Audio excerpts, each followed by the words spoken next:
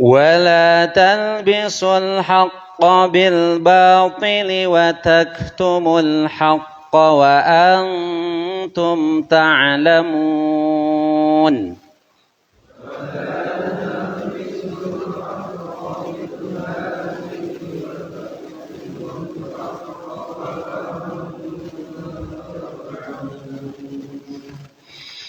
وأقيموا الصلاة وآتوا الزكاة واركعوا مع الراكعين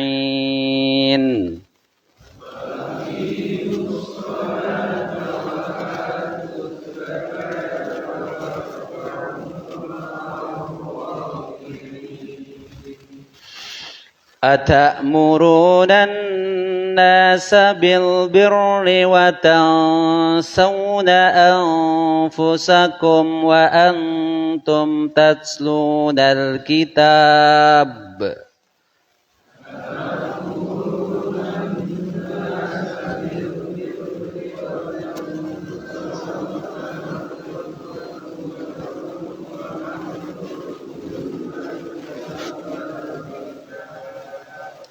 أفلا تعقلون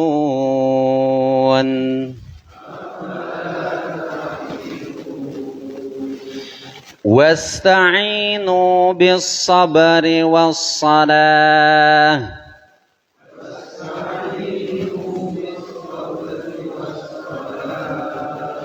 وإنها لكبيرة إلا على الخاشعين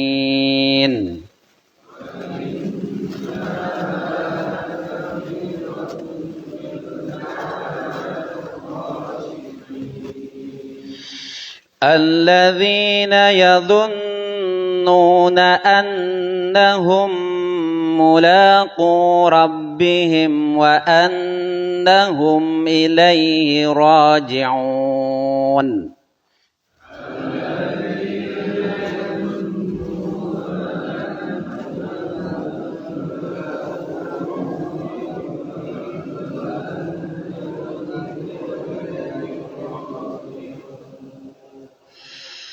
يا بني إسرائيل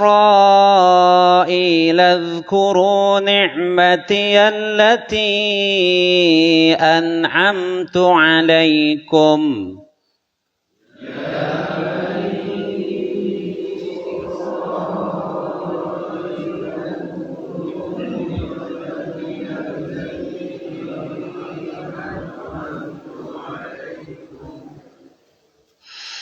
التي أنعمت عليكم وأني فضلتكم على العالمين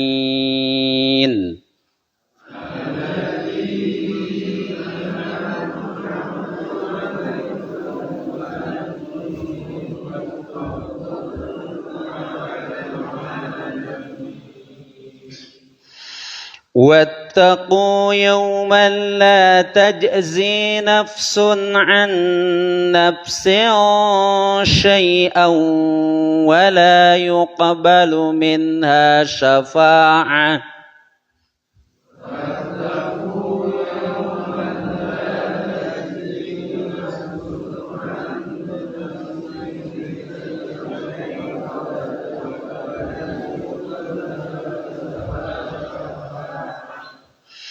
ولا يقبل منها شفاعة ولا يؤخذ منها عدل ولا هم ينصرون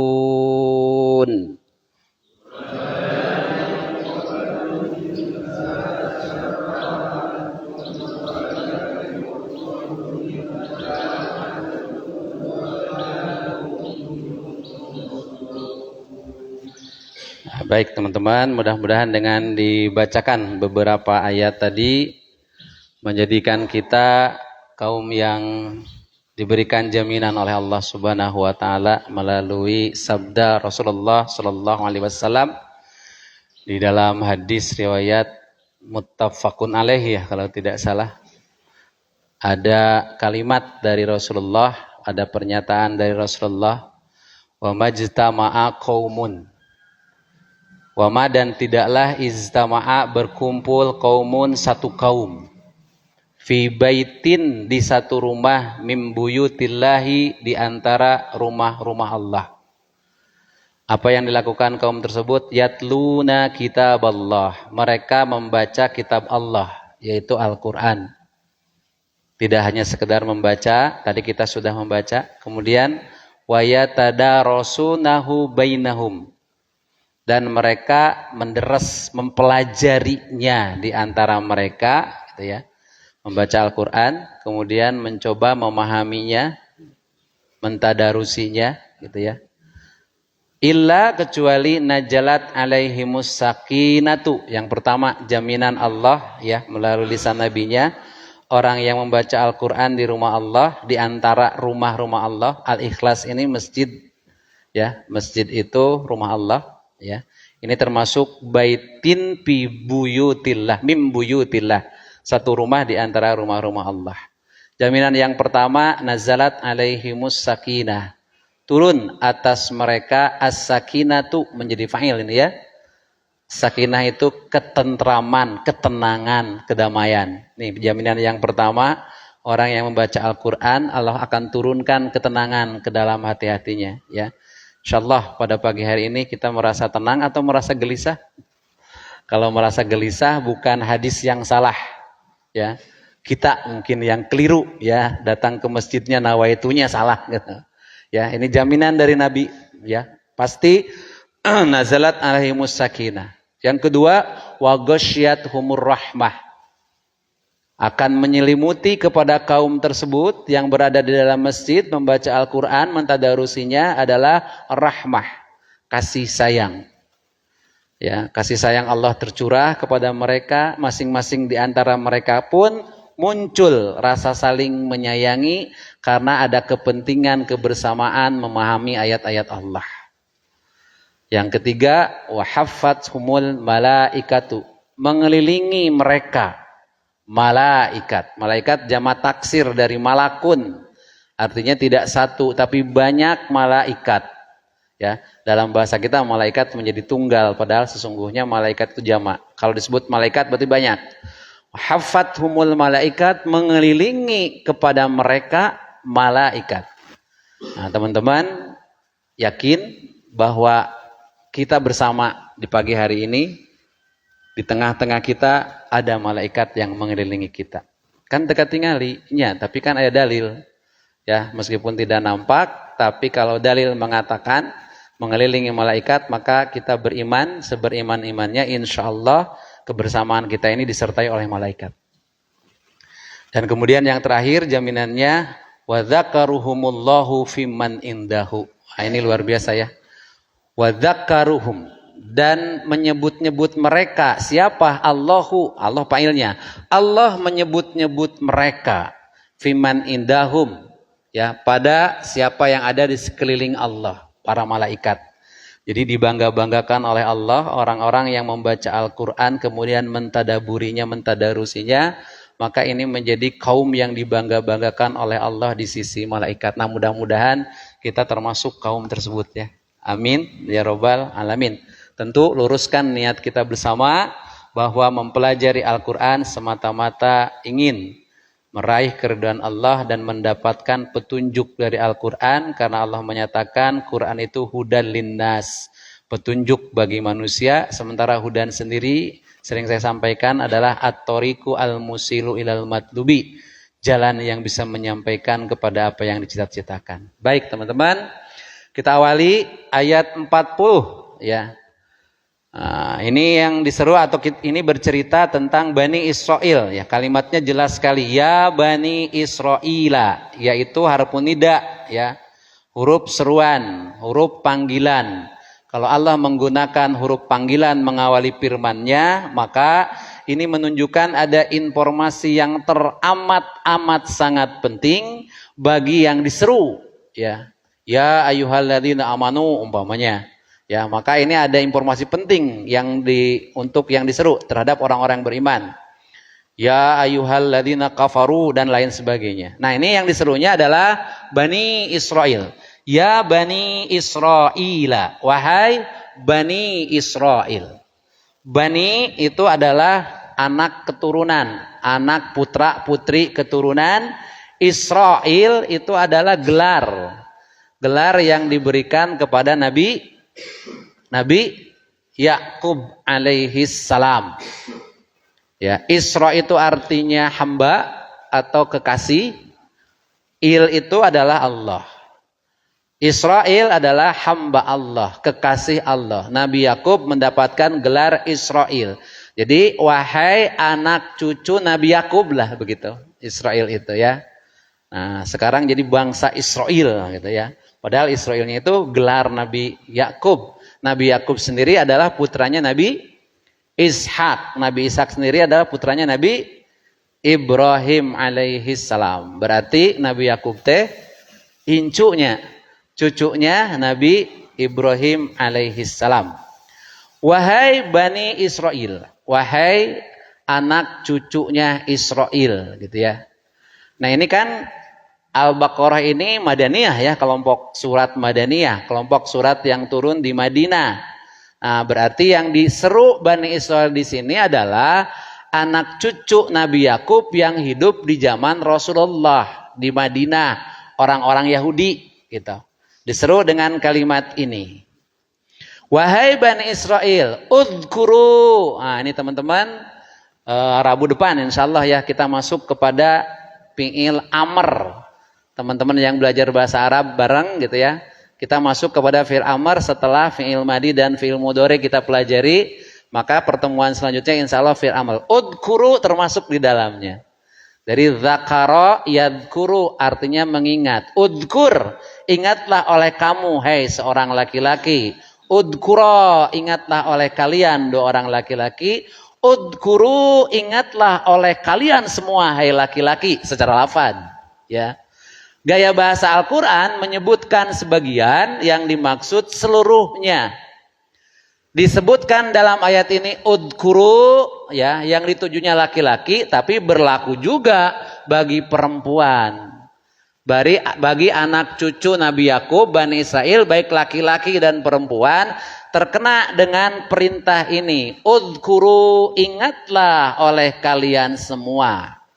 Hei anak cucu Bani Israel atau anak cucu Nabi Yakub, apa yang harus diingat oleh kalian semua?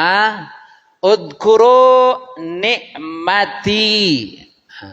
Nikmati, nikmatku. Ya, ini domir muttasilun bil ismi. Iya-nya itu ya domir kata ganti yang bersambung dengan isim. Isimnya nikmatun. Bersambung dengan anak, nikmatun anak, tidak nikmatun anak, tapi jadi nikmati ya. Ingatlah oleh kalian semua akan nikmatku. Teman-teman kalau berbicara nikmat ya, kalau kita perhatikan Al-Qur'an umpamanya di dua surat ya. Di dua surat, di dua ayat ada kalimat yang redaksinya sama, tapi ternyata penulisannya berbeda. Surat Ibrahim ayat 34 ada kalimat wa in ta'uddu nikmatallahi la tuhsuha innal insana ladzalumun kafar. Itu. Kemudian di An-Nahl ayat 18 sama persis kalimatnya. Wa in ta'uddu nikmatallahi la tuhsuha innallaha laghafurur rahim. Saya ini kan ya, punten. Berbicara dulu masalah nikmat.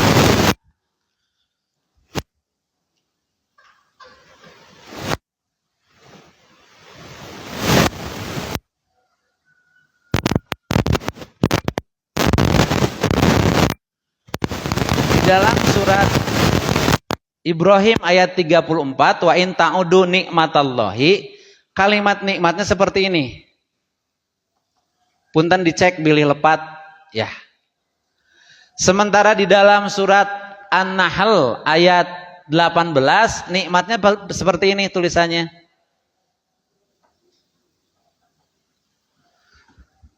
Jadi ada perbedaan tulisan nikmat. meskipun pengucapannya sama ya. Dalam surat Ibrahim ini wa in ta'uddu nikmatallahi la tuhsuha. Dalam surat An-Nahl 34 wa in ta'uddu nikmatallahi, taknya seperti ini. Tak marbuto dan tak maftuhah. Tak parahu sareng tak gelung cenah gitu ya. Maka para ulama mengatakan, para ahli bahasa mengatakan kalau nikmat ditulis dengan tak perahu atau tak maftuhah, maka ini adalah maknanya nikmatul hissi. Ya. Apa itu nikmat hissi? Indrawi.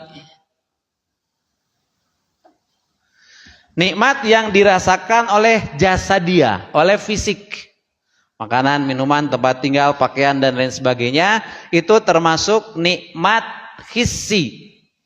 Ya. Sehingga ujung ayatnya innal insana ladzalumun kafar.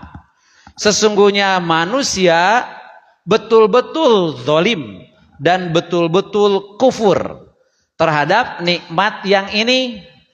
Banyak manusia yang mengakui dirinya bahwa segala kebutuhan hidupnya Allah sediakan, makanan, minuman dan lain sebagainya, tapi banyak yang tidak bersyukur terhadap nikmat ini. Itulah yang dimaksud kufur nikmat. Nah, ya. Yang kedua, nikmat dengan tak marbuto ini adalah nikmat maknawi. Nikmat maknawi. Nah, apa nikmat maknawi ini? Nikmat maknawi ini mah ini yang dirasakan oleh ruhiyah. Kalau ini jasadiyah, kalau ini ruhiyah. Seperti nikmat diberikan pengajaran atau agama. Nah, ya. Jadi ada dua jenis nikmat, ada nikmat hissi, ada nikmat maknawi. Terkait dengan ayat yang kita baca, ya bani Israil adkuru nikmatiyallati, nikmatnya ditulis dengan apa itu? Ditulis dengan apa nikmatnya? Tamaftuha, tamarbutoh. Teman-teman, kalau ada tak seperti ini kemudian bersambung dengan ya mutakalim, berubah nggak tulisannya? Berubah. Ini jadi begini kan ya? Mati kan begitu ya, meskipun tadinya tak maftuhah, ketika bersambung dengan ya mutakalim atau bersambung dengan domir yang lainnya maka berubah dengan taknya. Nah, nikmat yang mana yang dimaksud dengan ayat ini? Para ulama sepakat kedua hal ini, baik nikmat hissiyah, karena semua orang tidak ada yang luput dari nikmat hissiyah. Semua orang diberikan oleh Allah nikmat indrawi, nikmat untuk jasadiyah.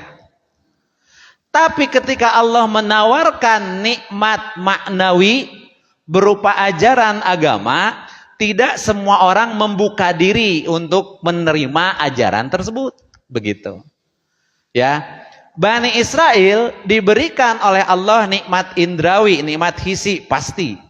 Sebagaimana kita diberikan nikmat hissi. Makanya tidak ada orang yang luput dari nikmat hissi. Terus pertanyaannya, mahia an-nikmatu, apa itu nikmat? Nya nikmat mah nikmat we. Nya. Nikmat itu adalah al-halatu hasanatu.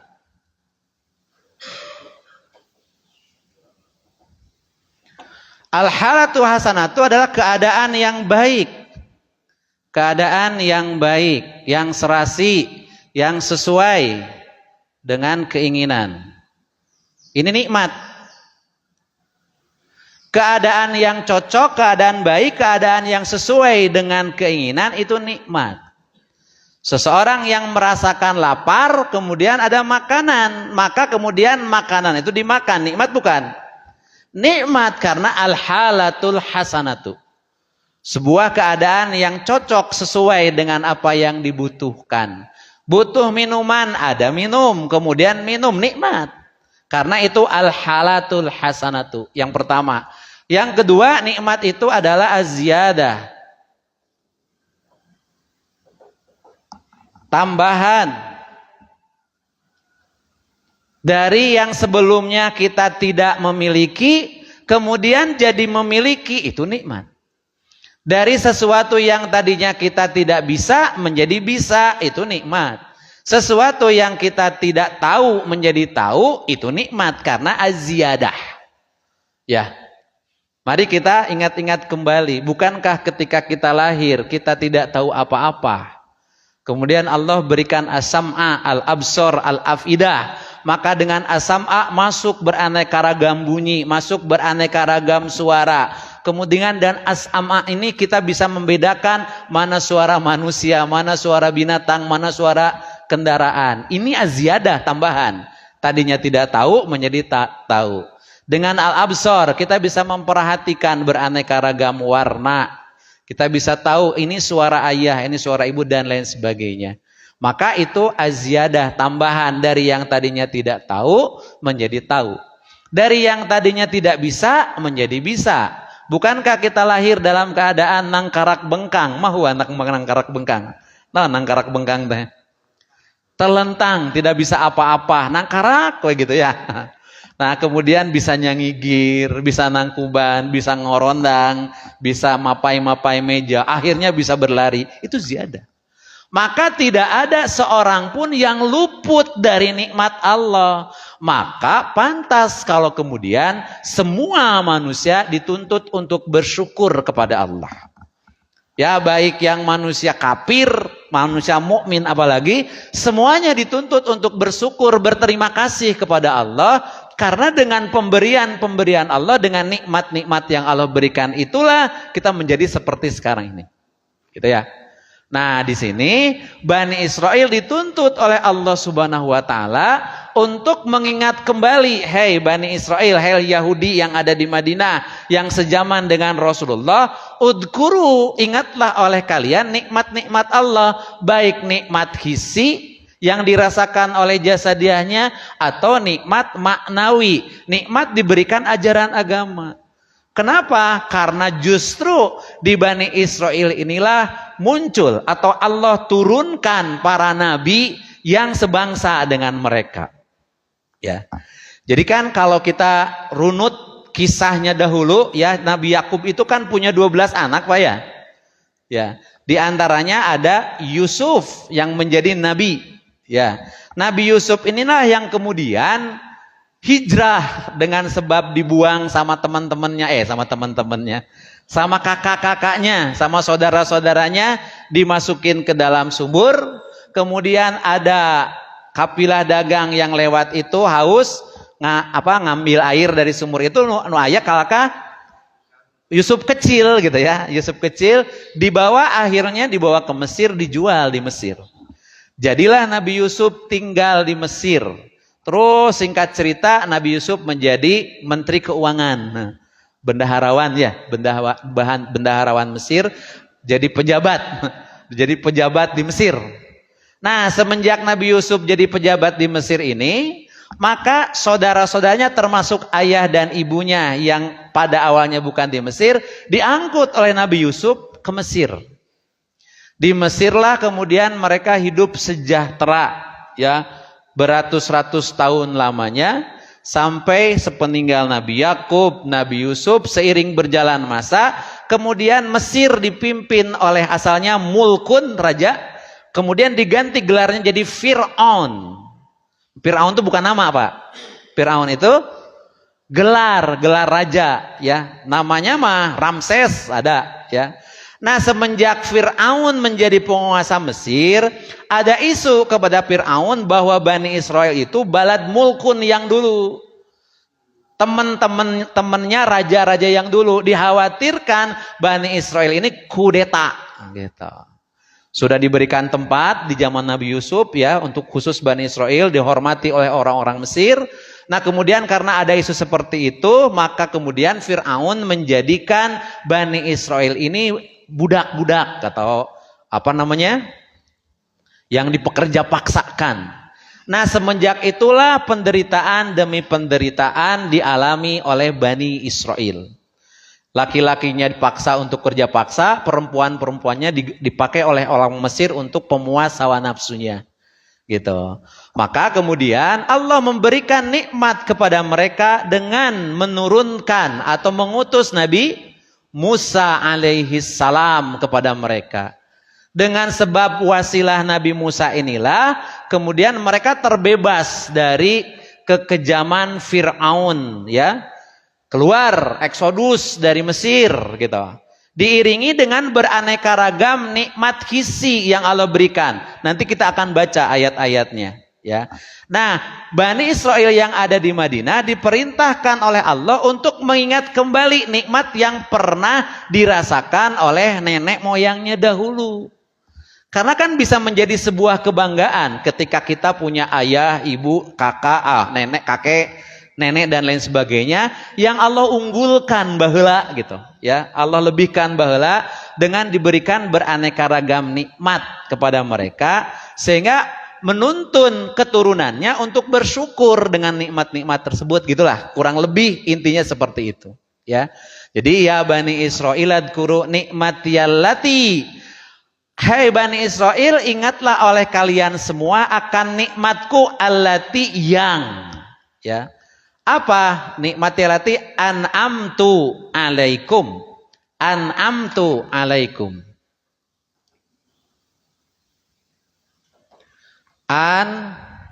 An'amtu alaikum. Teman-teman, an'amtu, ada mimnya ya. An'amtu alaikum. Ini fiilnya, ya, kata kerjanya. Ini apanya?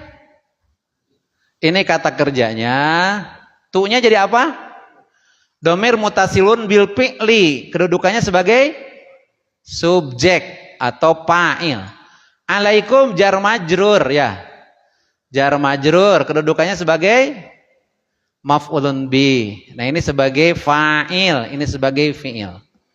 Allati yang an'amtu, aku telah karuniakan, aku telah berikan. Siapa yang memberikan? Aku. Aku itu Allah. Maka Allah menjadi fa'il, subjek. Sementara an'ama, ini an'ama fiilnya, ya, ini menjadi kata kerjanya, ya, an'ama wajan af'ala, ya. Telah aku berikan, telah aku karuniakan alaikum atas kalian. Jadi perintah yang pertama dari ayat ini mengingat beraneka ragam nikmat yang telah Allah berikan kepada kalian. Yang tadi saya sebutkan nikmat di antara nikmat-nikmat tersebut. Yang kedua kata Allah wa aufu bi ahdi. Wa aufu, ini ada wawunya ya, wa aufu. Gitu ya. Wa aufu bi ahdi. Berarti di sini ada domir antum. Wa aufu, dan penuhilah oleh kalian, hei Bani Israel, bi ahdi, akan betul bi ahdi? Pakai iya betul? Dan penuhilah oleh kalian janjiku. Tidak salah? Sebentar. Mana? Ayat 40. Wa aufu bi ahdi. Ya, betul ya. Wa aufu bi ahdi. Dan penuhilah oleh kalian bi ahdi, akan janji kepadaku. Ya. Jadi tuntutan yang kedua dari Allah setelah Bani Israel dituntut untuk mengingat beraneka ragam nikmat kepada Allah, nikmat Allah. Yang kedua, Allah memerintahkan mereka wa aufu, dan penuhilah oleh kalian bi ahdi, akan janji kepadaku. Apa janji-janji Bani Israel nenek moyang mereka kepada Allah? Beraneka ragam perjanjian, nanti diterangkan di ayat-ayat yang akan kita tuju insyaallah nanti. Beraneka ragam perjanjian yang intinya adalah beriman, tunduk, patuh kepada Allah dan utusan-utusannya dan utusan Allah. Inilah intinya. Termasuk keimanan terhadap nabi terakhir. Ya. Justru mereka yang lebih tahu datangnya berita tentang adanya nabi yang terakhir. Karena dalam kitab Taurat sudah dikabarkan tentang adanya nabi yang terakhir. Ya. Penuhi oleh kalian janji kalian kepadaku, akan beriman kepada Allah, akan tunduk kepada Allah, beriman kepada nabi-nabi yang Allah utus. Kan setelah Nabi Musa banyak lagi nabi-nabi yang diturunkan oleh Allah dari Bani Israel. Ada Nabi Daud, Nabi Sulaiman, sampai ke nanti Nabi Zakaria, Nabi Yahya. Semuanya adalah dari Bani Israel. Itu yang dimaksud aufu, penuhi oleh kalian semua janji kepadaku, karena kalian berjanji pada waktu itu. Maka kalau kalian memenuhi janji kalian kepadaku, wa aufu bi ahdi, ufi bi ahdikum, gitu ya. Ufi bi ahdikum. Bi ahdikum. Maka aku pun, kata Allah, akan memenuhi akan janjiku kepada kalian. Jadi timbal balik gitu ya. Kalau kalian memenuhi janji kepadaku, maka aku pun akan penuhi janji kepada kalian. Apa janji Allah kepada kalian, kepada Bani Israel? Ya, kita mafhum semua. Jika manusia tunduk patuh kepada Allah, mengimani para nabinya, mengimani kitab-kitab Allah, maka itulah orang-orang yang beriman. Maka janji Allah kepada orang yang beriman, diantaranya ayat yang sudah kita baca di awal. Wa basyiril ladzina amanu wa amilus solihati anna lahum jannah. Jadi janji Allah kepada orang-orang yang tunduk patuh taat kepada Allah, maka Allah akan sejahterakan kehidupannya baik di dunia dan di akhirat. Gitu ya. Ini jadi saya teringat ayat yang berkaitan dengan saum ya. Teman-teman, ayat yang berkaitan dengan saum, wa idza sa'alaka ibadi anni fa inni qarib. Ada kalimat ujibu da'wata da'i idza da'ani falyastajibu li wal yu'minu bi la'allahum yarsudun. Ini hampir senada dengan ini. Ya. Bila hambaku bertanya kepadamu tentang aku, maka jawab olehmu Muhammad bahwa aku ini dekat. Aku akan mengabulkan doa orang-orang yang berdoa kepadaku. Falyastajibuli, maka penuhilah aku, gitu. Wal yu'minu bi, dan berimanlah kepadaku. Jadi Allah akan mengabulkan doa-doa seseorang jika seseorang memenuhi perintah-perintah Allah, menjauhi larangan-larangan Allah, maka pasti Allah akan mengabulkan permintaan-permintaannya, gitu. Ya. Jadi ada timbal balik, gitu, ya. Nah, ayat ini pun begitu. Jadi yang kedua, setelah diperintah mengingat nikmat Allah, memenuhi janji-janji Allah, janji-janji terhadap Allah, maka ufi bi ahdikum, kemudian wa iyaya parhabun. Dan iyaya, ini diawalkan ya maf'ulun bihnya ya. Wa iyaya, dan hanya kepadaku lah farhabuna, hendaklah kalian takut. Oh, hanya kepada Allah lah hendaklah kalian takut. Ini maf'ulun bihnya didahulukan. Kenapa? Lil ikhtisos, untuk menunjukkan kekhususan bahwa takut itu harusnya hanya kepada Allah saja. Ini senada dengan kalimat di dalam surat Al-Fatihah yang sudah kita bahas.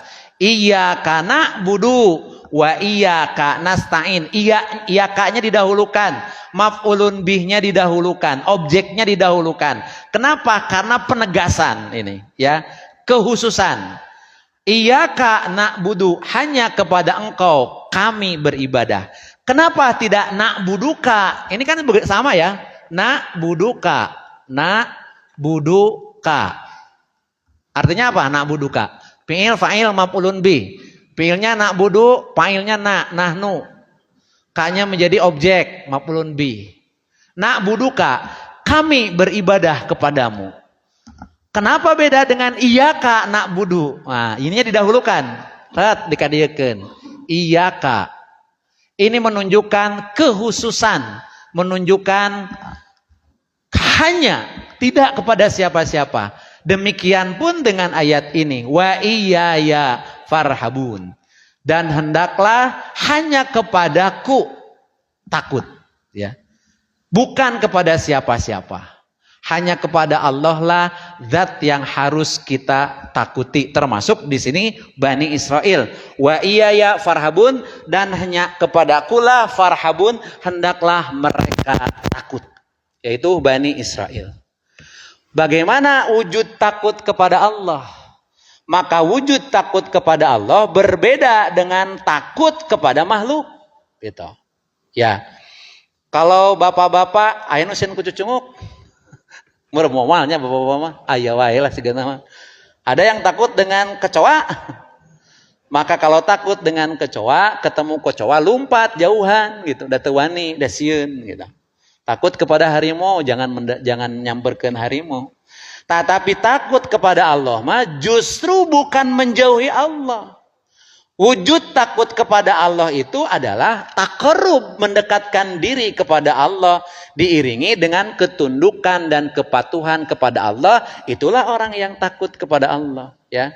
Jadi berbeda dengan takut kepada makhluk. Nah, ayat ini menegaskan wa iyaya farhabun, dan hendaklah mereka takut kepada aku saja, bukan kepada yang lain-lainnya. Ya. Ya. Baik. Ayat 41. Wa aminu. Nah, ini perintah lagi oleh Allah, disampaikan melalui lisannya Rasulullah untuk disampaikan kepada Yahudi Madinah yang ada pada saat itu. Wa aminu, dan berimanlah kalian semua, hei Bani Israel. Kepada apa yang harus beriman? Bima, kepada apa yang anzaltu. Anzaltu, aku telah turunkan. Fi'il madi, ya. Dari anzala. Anzala, anzaltu, nunjukna karena dada satu gedingan. Anzaltu, anzalna yang kemarin, gitu ya. Anzaltu, apa yang bima anzaltu, pada apa yang telah aku turunkan. Yang dimaksud adalah di sini Al-Qur'an. Yang diturunkan oleh Allah kepada Nabi Muhammad mengiringi kitab-kitab sebelumnya. Dan kemudian apa yang Allah turunkan yaitu Al-Quran disebutkan oleh Allah musaddiqon. Tuh. Saddaqo yusaddiqo. Musaddiqon itu isim fa'il. Ya. Isim fa'il dari saddaqo yusaddiqu. Musaddiqon yang membenarkan, isim fa'il. Kalau musaddaqun yang dibenarkan. Musaddaq dan musaddiq. Kalau ada nama musaddiq berarti isim fa'il. Kalau ada musaddaq berarti isim maf'ul gitu ya. Musaddiqan yang membenarkan lima ma'akum, pada apa yang beserta kalian. Ini jelas sekali. Ayat ini menegaskan bahwa antara Al-Qur'an dengan kitab-kitab terdahulu, wabil khusus dalam ayat ini Zabur dan Taurat gitu ya, yang diimani oleh orang-orang Yahudi, tidak ada pertentangan. Ini lihat kalimatnya, musaddiqon, membenarkan. Artinya antara kitab itu tidak ada pertentangan semuanya. Ya, prinsip-prinsip ajarannya, inti-inti ajarannya, pokok-pokok ajarannya sama. Ya, pokok ajarannya apa? Tauhid. Bahkan nanti di dalam surat Al-A'raf ya kalau tidak salah, diulang-ulang. Para nabi yang diutus oleh Allah kepada umat-umat terdahulu, diulang-ulang inti ajarannya. U'budullaha malakum min ilahin ghairuhu. Ini inti ajarannya. U'budullaha, sembahlah oleh kalian semua Allah, malakum, tidak ada bagi kalian min ilahin, dari Tuhan yang wajib disembah kecuali Allah, ghairuhu, selain dia, selain Allah. Ini inti ajaran semua nabi yang diberikan oleh Allah Alkitab gitu ya. Dari awal sampai dengan Nabi Muhammad inti ajarannya sama. Makanya dalam ayat ini Quran disebut menyifati musaddiqon, yang membenarkan lima ma'akum, apa yang ada bagi apa yang beserta kalian. Ya. Kemudian wala takunu, la-nya di sini la nahiyah. Kenapa la nahiyah? Lihat fi'il mudhari'nya.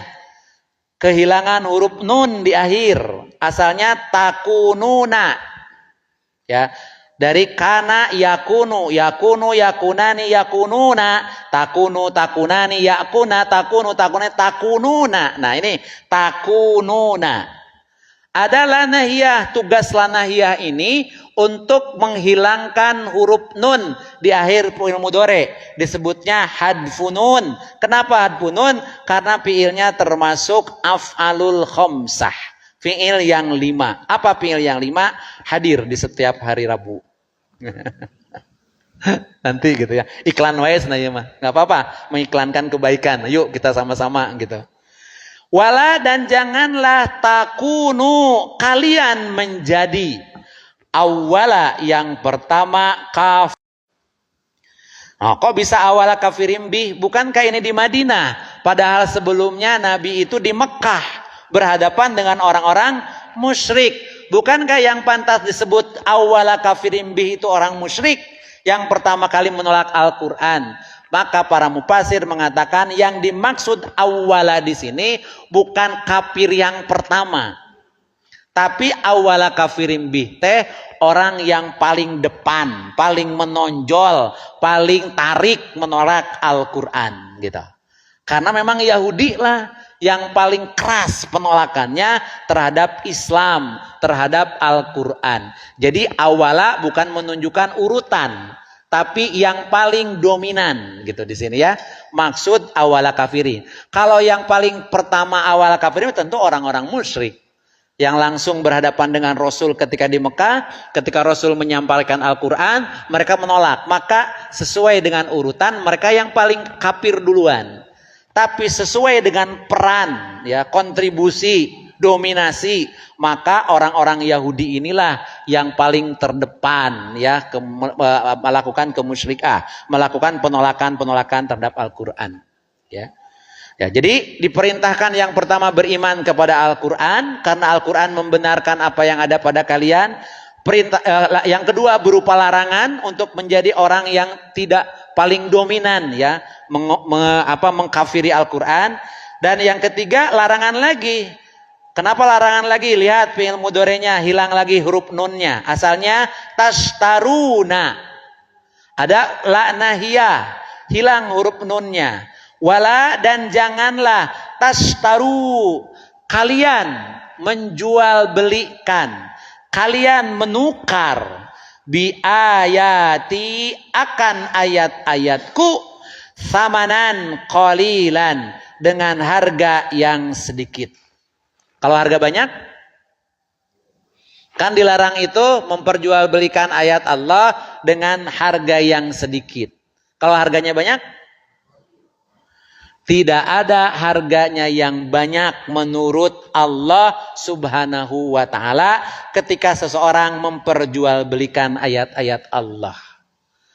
Diperjualbelikan tidak disebut dengan apa, disebutnya samanan qalilan. Maka ini berlaku umum. Dijual dengan sebab jabatan bisa. Sekalipun menjadi jabatan yang nomor satu di satu negara, kalau memperjualbelikan ayat Quran itu termasuk samanan qalilan. Kecil bagi Allah mah, gitu ya. Apapun dijual dengan harta yang berlimpah-limpah, kan banyak sekarang, ya, menjual ayat-ayat Allah nu penting boga sagala. Boga sagala itu termasuk samanan qalilan. Intinya tidak ada yang dianggap besar oleh Allah ketika seseorang memperjualbelikan ayat-ayat Allah, ya.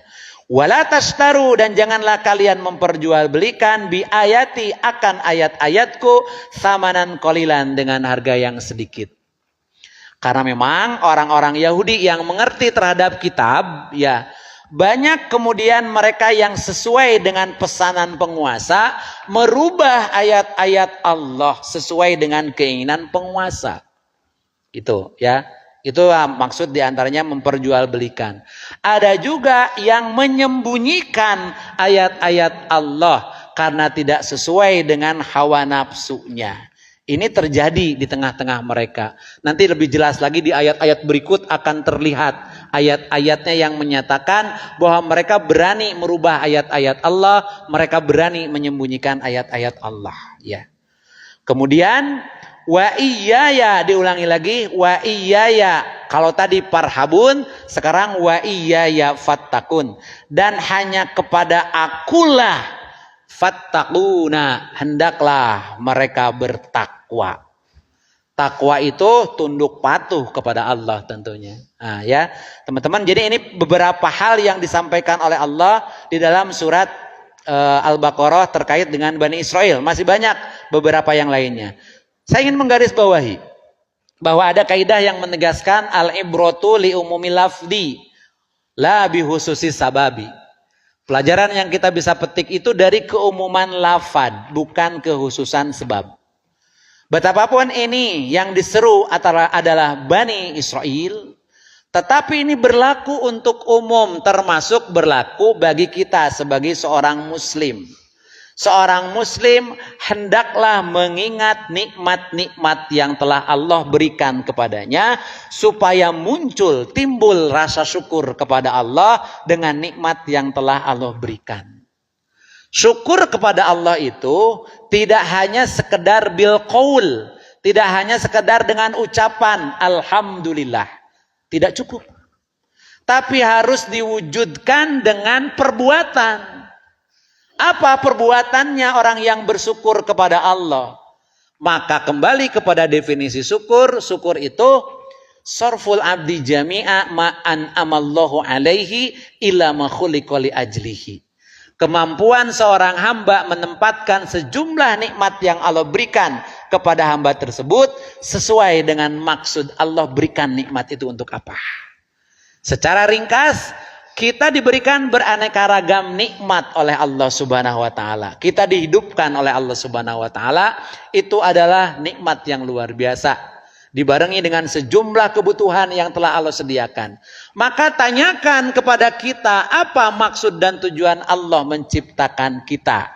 Maka surat Adz-Dzariyat memberikan jawaban kepada kita semua, wa ma khalaqtul jinna wal insa illa liya'budun. Dan tidaklah kami ciptakan jin dan manusia kecuali supaya mereka beribadah kepadaku. Nah, teman-teman, jadi wujud syukur yang sebenarnya seorang hamba kepada Allah adalah ibadah. Tunduk taat kepada Allah, itulah wujud syukur yang sebenar-benarnya. Ya, di kita kan syukur itu identik dengan tumpeng. Mulai tumpeng syukur gitu. Pengajian dalam rangka syukuran, pastilah ayam makanan di sana. Nu hadirna lebih banyak. Kenapa? Syukuran tenang kita. Padahal setiap hari kita dituntut untuk syukur kepada Allah. Ya, yaitu melaksanakan ibadah. Jadi syukur itu bukan pekanan, bukan mingguan, bukan karena bapak naik jabatan, bukan karena ibu naik jabatan, tapi syukur itu adalah ketundukan, ketaatan kepada Allah. Di sini Bani Israel diperintah untuk mengingat nikmat-nikmat tersebut. Nah, kemudian memenuhi janji-janji kepada Allah. Inna salati wa nusuki wa mahyaya wa mamati lillahi rabbil alamin. Penuhi itu.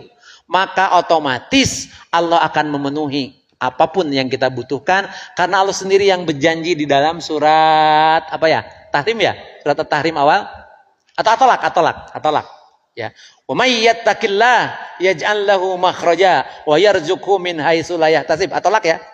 Bisi lepat At-Tolak kalau tidak salah. Ya. Siapa yang bertakwa kepada Allah, takwa kan menjalankan perintah, menjauhi larangan, tunduk berarti. Wa may yattaqillah yaj'al lahu makhraja. Pasti Allah jadikan jalan keluar dari beraneka ragam persoalan. Manusia mah hirup pasti punya persoalan. Tapi ketika dia takwa, Allah sendiri yang akan memberikan solusi dari permasalahan yang dihadapi. Wa may yattaqillah, siapa yang takwa kepada Allah, wa yarzuqhu min haitsu la yahtasib. Pasti dia Allah akan berikan rizki dari arah yang tidak disangka-sangka, yang tidak diduga-duga. Wa may yattaqillah yaj'al lahu min amrihi yusra. Siapa yang takwa kepada Allah, Allah jadikan mudah gitu. Urusan-urusannya tidak ada yang sulit, semuanya mudah karena Allah mudahkan, ya. Wa may yattaqillah, siapa yang bertakwa kepada Allah, Allah lipat gandakan pahalanya. Itu konsekuensi orang-orang yang bertakwa. Dan berimanlah kepada Al-Qur'an dengan sebenar-benarnya iman, jangan memperjualbelikan ayat-ayat Allah. Apan abdi ka dieu ge nerangkeun ayat-ayat Allah tuluy dibere amplop. Apakah itu termasuk memperjualbelikan ayat-ayat Allah? Mun kitu mah moal nampi ayeuna mah. Nah, karena termasuk memperjualbelikan ayat-ayat Allah? Tidak. Tidak. Bahkan ada hadis ya yang menerangkan yang paling pantas, yang paling hak, inna ahaqqa. Sesungguhnya yang paling pantas, yang paling tepat, yang paling wajar kamu dapatkan pahala, kamu dapatkan upah adalah dari mengajarkan kitab Allah. Itu hadisnya sahih Bukhari. Itu ya. Kalimatnya bagaimananya? Inna ahaqqa. Ada yang hafal kalimatnya, saya lupa lagi. Tapi yang jelas hadis ini pernah saya baca, yang paling wajar, yang paling hak gitu ya bagi seseorang mendapatkan upah adalah ketika dia mengajarkan Al-Qur'an. Tuh, ya. Ini hadisnya sahih. Ya. Yos Pak, entong jantan emutan ya kanggo DKM bisi jadi masalah gitu ya. Tidak gitu ya. Cuma saya ingin menegaskan sekali lagi, orang yang mengajarkan agama bukan memperjualbelikan agama kalau kemudian ada penghargaan dari orang yang diajar dengan memberikan amplop. Asal nawaitu si pengajarnya lurus. Jadi si ganu keur macul manggih belut. Pak, Sunda ya. Keur macul manggih belut, candak entong. Canda. Tapi lain ngahaja neangan belut gitu ta. Lamun neangan belut di sisi keikhlasan sudah hancur. Ya. Bapak macul mendak belut, canda. Bapak ngahaja neangan belut beda deui gitu. Ta ngahaja neangan belut gitu ya. Nah, ini yang diajarkan oleh guru saya dulu ya. Urang maker macul manggihan belutnya cokot atuh. Piraku teu dicokot belutna ngantong mementa belut gitu. Tong neneangan belut gitu ya. Orang yang dimaksud memperjualbelikan ayat-ayat Allah termasuk orang Islam ya, para ustadz, para kiai, dia menyampaikan fatwa-fatwa yang sesuai dengan pesanan penguasa tapi bertentangan dengan Allah dan Rasulnya, kemudian dapat imbalan, itulah orang yang memperjualbelikan ayat-ayat Allah. Orang yang harus menyampaikan A karena penguasa menginginkannya B, A kemudian ditutupi, disampaikanlah B. Itulah memperjualbelikan ayat-ayat Allah ya. Teman-teman masih banyak ya yang kita harus terjemahkan, tapi karena waktu terbatas ya biarlah nanti saja di pertemuan selanjutnya kita lanjutkan. Tidak usah terburu-buru teman-teman, karena Quran ini saya sampaikan dulu juga adalah kurikulum seumur hidup. Bukan 1 tahun 2 tahun Pak. Di urang mah sabulan khatam Quran bulan Ramadan. Bahkan ada yang beberapa kali khatam Quran. Apakah artinya geus seureun teu maca Quran? Tidak. Quran terus harus kita baca. Jadikan Quran ini kurikulum seumur hidup ya. Tapi moal ka surat An-Nas kumaha Allah we. Nu penting mah proses. Kita jalani terus urusan ajal urusan Allah. Tapi ketika ajal tiba, kita sedang menjalani proses mentadabburi Al-Quran. Mudah-mudahan keberakhiran kita, keberakhiran dalam husnul khotimah. Ya, jangan sampai karena sudah merasa khatam Quran, Quran ditinggalkan, teu dibaca-baca deui, poho-poho deui, bahkan banyak melanggar aturan-aturan Al-Quran. Datang ajal, tuh, nauzubillah min zalik. Itu saja barangkali teman-teman. Jadi berapa ayat ya? 2 ayat ya yang baru kita terjemahkan. Nanti beberapa ayat selanjutnya kita insya Allah terjemahkan dan pelajari di pertemuan yang selanjutnya. Yang benar mutlak dari Allah dan Rasul, yang kelirunya karena keterbatasan saya, mohon maaf yang sebesar-besarnya. Aqulu qauli hadza wa astaghfirullah li wa lakum. Rabbana atina fid dunya hasanah wa fil akhirati hasanah wa qina adzabannar. Walhamdulillahirabbil alamin. Wassalamualaikum warahmatullahi wabarakatuh.